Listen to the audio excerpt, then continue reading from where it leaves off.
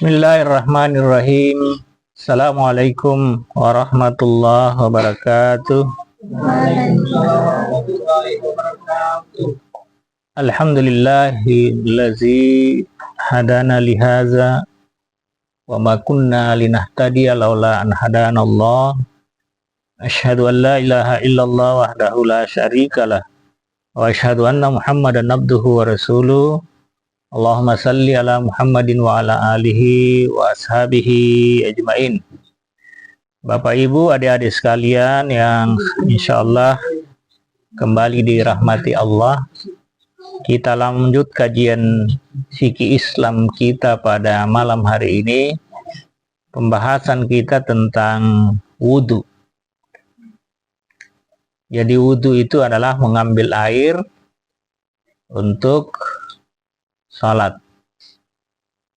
Jadi perintah wajib wudhu itu bersamaan dengan perintah untuk melaksanakan salat 5 waktu, yaitu 1,5 tahun sebelum tahun hijrahnya Nabi Shallallahu Alaihi Wasallam, yaitu ketika selesai menerima perintah salat dalam dalam peristiwa Isra dan Mi'raj. Jadi peristiwa Isra dan Mi'raj itu 1,5 tahun setelah itu Nabi hijrah dari Mekah ke Madinah. Tentang wudhu ini bisa kita lihat di dalam surat Al-Maidah ayat 6. Allah berfirman, Bismillahirrahmanirrahim. Ya ayyuhallazina amanu iza kuntum ilas sholati fagsilu wujuhakum wa aydiyakum ilal marafiqi wamsahu biru'usikum wa arjulakum ilal ka'bain. Hai orang-orang yang beriman, apabila kamu hendak mengerjakan sholat, maka basuhlah mukamu dan tanganmu sampai dengan siku, dan sapulah kepalamu dan basuh kakimu sampai dengan kedua mata kaki. Jadi ayat ini juga menerangkan tentang fardunya atau rukunnya wudhu. Jadi di dalam ayat ini rukun wudhu itu ada 4, tapi para ulama menambah lagi 2. Jadi yang pertama rukun wudhu itu adalah niat. Apa niatnya? Adalah untuk menyengaja menghilangkan hadas atau menyengaja untuk berwudu.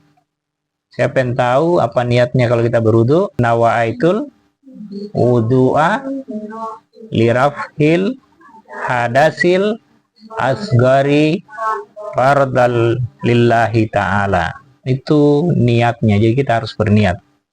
Yang kedua rukunnya wudu itu adalah membasuh muka. Jadi muka, mana batasnya muka? Batasnya muka itu dari rambut di bagian kepala ini sampai dagu, sampai tulang dagu, ya, sampai tulang dagu. Itu ininya. Kalau melebarnya, yaitu antara telinga dengan telinga. Jadi itulah batas muka yang harus disapu. Kalau tidak sampai itu, maka tidak sah wudunya. Kemudian membasuh 2 tangan sampai ke siku. Jadi tangannya sampai ke siku. Ini sikunya. Jadi siku kita harus kena air, ya. Jadi harus kena air betul-betul. Iya, jangan sampai tidak kena air. Ke siku ya. Iya. Kemudian yang ketiga, menyapu sebagian kepala.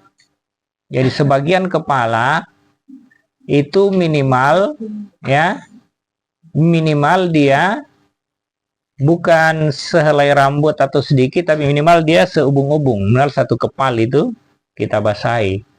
Tidak juga jangan juga basah semua, karena nanti kalau kita sholat kita basah. Jadi ada juga orang dia sapu ininya, yang penting jangan terlalu sedikit, minimal 1 kepal, ya, minimal di ubung-ubung ini.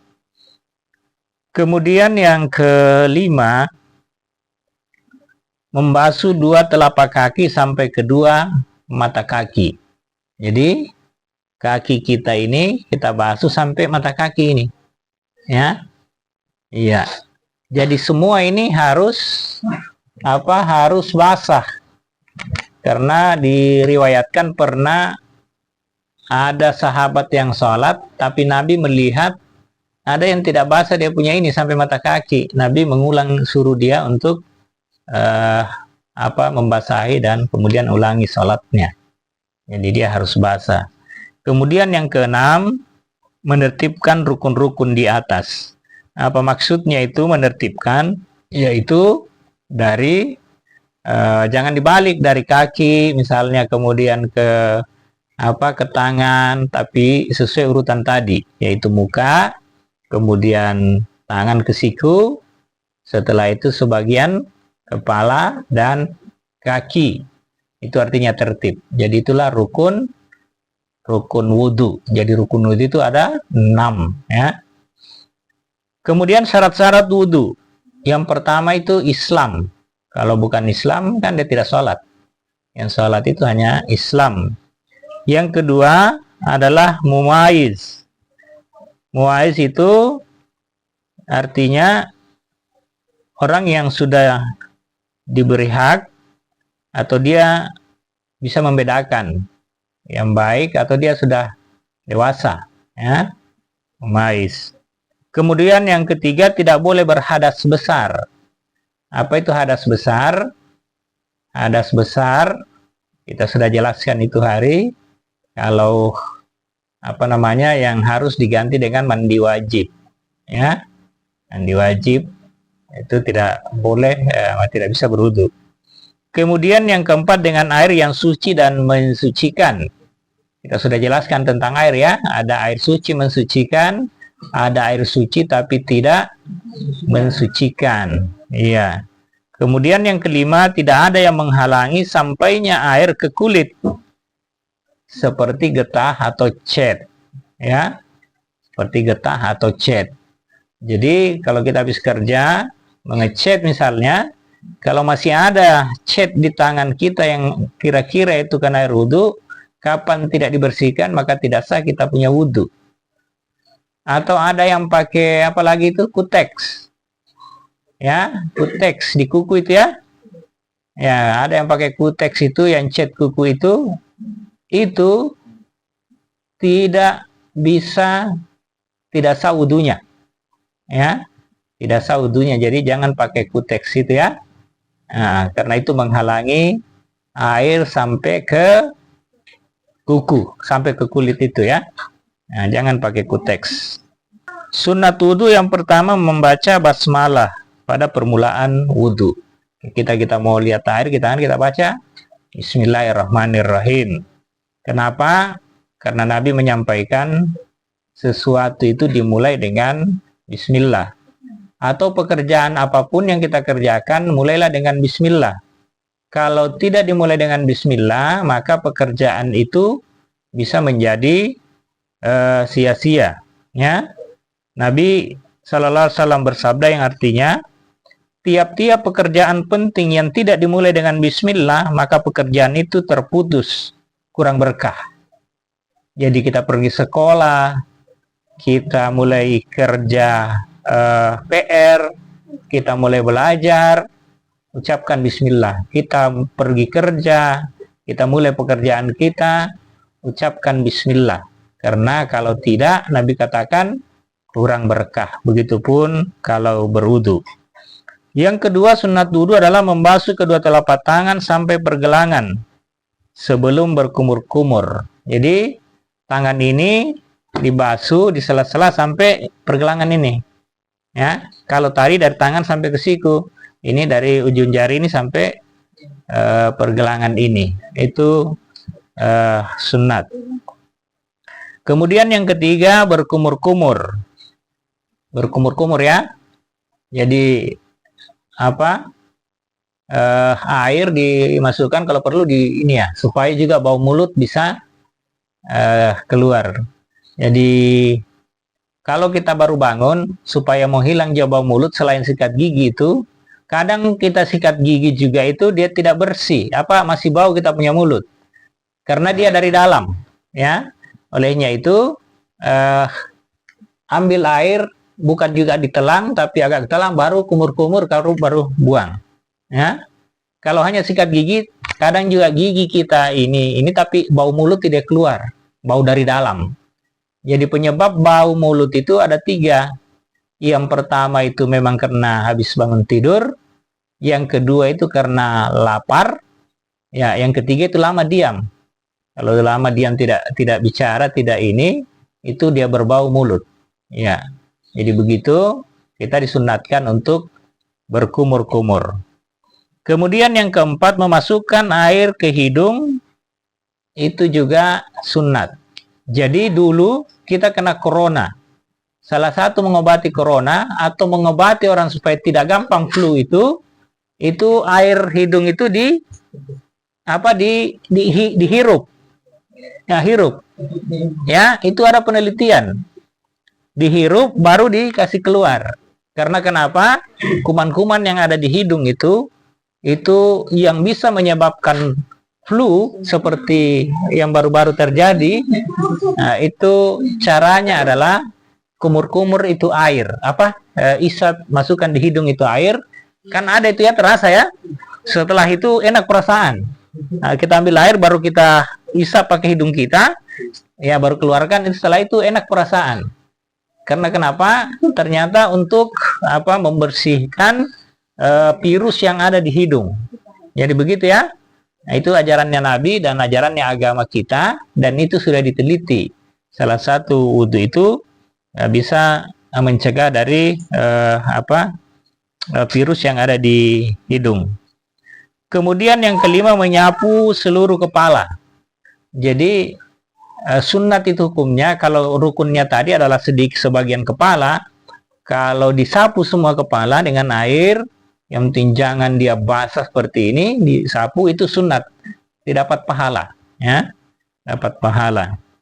Kemudian yang keenam, menyapu kedua telinga, luar dan dalam, ya.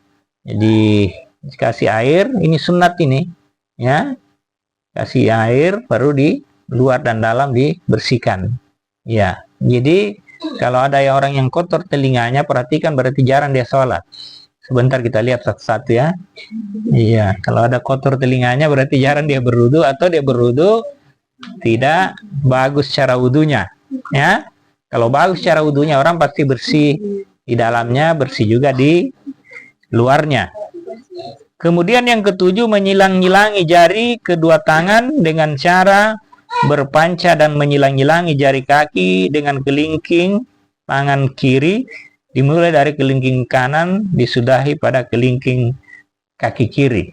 Jadi maksudnya disela-selahi begini, ya, supaya dikena air. Kemudian mendahulukan anggota kanan daripada kiri, ya, itu sunat, mendahulukan yang kanan daripada yang kiri. Bahkan Rasulullah menganjurkan semua pekerjaan itu, kalau yang baik itu dimulai dari kanan. Kita pakai pakaian mulai dari kanan, setelah dilepas kiri. Kita pakai kaos kaki mulai dari kanan, setelah dilepas kiri. Kita masuk rumah harus duluan kanan, sunatkan duluan kanan, nanti keluar baru kiri. Kalau masuk WC, duluan kaki kiri, keluar kaki kanan. Kemudian yang ke-9, membasuh setiap anggota 3 kali. Jadi 1 kali sudah bisa, tapi kita dianjurkan 3 kali. Kecuali misalnya sedikit air, ya 1 kali saja. Jangan sampai kita berwudu ini habis air, tidak kebagian kita punya teman, maka cukup 1 kali. Tapi kalau banyak air, ya 3 kali. Ya. Kemudian yang ke-10, berturut-turut antara anggota. Yang dimaksud dengan berturut-turut di sini adalah sebelum kering anggota pertama, anggota kedua sudah dibasuh, dan sebelum anggota kedua, anggota ketiga sudah dibasuh. 11, jangan meminta tolong kepada orang lain kecuali jika terpaksa karena berhalangan, misalnya sakit. Ya. Yang ke-12, tidak diseka kecuali ada hajat, umpamanya sangat dingin. Kemudian menggosok anggota wudhu agar menjadi lebih bersih. Jadi digosok-gosok. Jadi tidak sekedar disunatkan itu memang digosok supaya dia bersih. Walaupun sebenarnya kalau sudah kena air sampai ke kulit itu sudah boleh. Karena itu rukun wudhunya sudah sampai. Tapi kita dianjurkan digosok. Ya, yang sampai masih ada daki, masih ada kotoran di situ. Sehingga dianjurkan kemudian untuk digosok. Yang ke-14, menjaga supaya percikan air itu jangan kembali ke badan. Ya, sunat ini ya. Tapi diupayakan air wudhu itu jangan kembali ke badan. Ke-15, jangan bercakap-cakap sewaktu berwudhu, kecuali apabila ada hajat. Ya, kecuali apabila ada hajat. Kita sementara berwudhu, ada kebakaran. Kita dipanggil-panggil gara-gara tidak mau bercakap. Katanya sunat, padahal ini sudah terbakar misalnya. Atau dipanggil orang tua, ya, dipanggil orang tua, ya orang tua, apapun yang kita kerja harus kita menjawab, ya. Ingat ya, kalau orang tua yang panggil, apapun yang kita bikin harus kita menjawab. Apalagi kalau hanya buang air besar, apalagi kalau hanya berwudu. Kalau dipanggil sama orang tua harus menjawab. Kecuali salat wajib. Kalau salat sunat, batalkan salat. Dengar dan jawab panggilan orang tua. Ya? Iya, karena begitu ya. Pernah ada orang rajin salat, dia masuk setengah mati, dia mati karena disiksa waktu mematinya karena dipanggil orang tuanya saat itu dia salat sunat. Kalau tidak salah namanya Alqamah ya. Dengar ceritanya. Alqamah itu rajin ibadah, anak muda yang Senin Kamisnya puasa, salatnya tengah malam salat. Suatu ketika dia salat sunat. Dia salat sunat, dipanggil sama ibunya. Dia dengar, tapi dia bilang dia tidak jawab. Karena dia bilang dia salat, dia bilang penting ini menghadap Allah. Padahal dia salat sunat. Ya, ibunya tidak tahu bahwa dia salat sunat. Ibunya dipanggil sampai 3 kali, dia tidak jawab. Akhirnya ibunya murka. Kemudian bersiwak, ya, bersiwak atau bersugi. Jadi Rasulullah Sallallahu Alaihi Wasallam itu pernah memerintahkan kalau tidak memberatkan bagi umatku, kalau perlu dia pada saat dia mau salat disikat gigi. Kalau dulu namanya pakai ada siwak itu, pohon kecil itu dijual, digosok-gosokkan. Nah, kita kalau tidak ada itu pakai odol saja, pakai sikat gigi. Apa maksudnya ini? Supaya mulut kita tidak berbau. Kenapa? Bau mulut itu hal kecil tapi bisa membuat dosa. Ya, Gazi, Olip, perhatikan sini, bau mulut itu hal kecil tapi bisa membuat kita dosa. Gimana dosanya? Misalnya kita sudah salat, Allahu Akbar, kita baca ayat padahal keluar bau kita punya mulut, mengganggu orang yang di sampingnya kita. Kan ada begitu ya?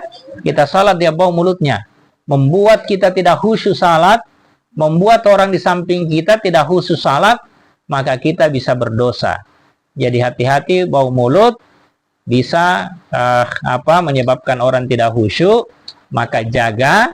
Maka Rasulullah Sallallahu Alaihi Wasallam menyampaikan kalau tidak memberatkan bagi umatku pada saat mau salat, sikat gigi atau pakai itu siwak itu. Ya. Selanjutnya yang ke-17, membaca 2 kalimat syahadat dan menghadap kiblat ketika berwudu. Ya. Yang ke-18, berdoa sesudah selesai wudu. 19, membaca 2 kalimat syahadat. Apa doanya selesai wudu? Asyhadu an la ilaha illallah wahdahu la syarikalah wa asyhadu anna Muhammadan abduhu wa rasuluh. Allahumma ij'alni minat tawwabina waj'alni minal mutatahhirin. Saya bersaksi bahwa tidak ada Tuhan yang sebenarnya patut disembah kecuali Allah yang Maha Esa, tidak ada sekutu baginya. Dan saya bersaksi bahwa sesungguhnya Muhammad hambanya dan utusannya. Ya Allah, jadikanlah saya orang yang taubat dan yang suci. Ya, jadi itulah sunat wudu.